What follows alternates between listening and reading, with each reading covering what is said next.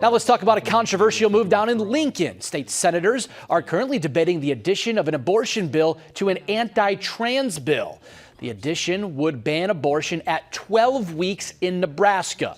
Yesterday, a senator from Blair added Amendment 1658 onto LB 574, what is known as the Let Them Grow Act. That is the bill that would ban gender-affirming surgery for minors in the state. Now, legislative rules say no bill should contain more than one subject. Opponents of both the bills say that is a problem here. Today, the director for Planned Parenthood released a statement saying, quote, politicians should not be deciding who can get an abortion when or why ever. The decision to get an abortion is deeply personal and should be left to patients and their doctors, end quote. And that brings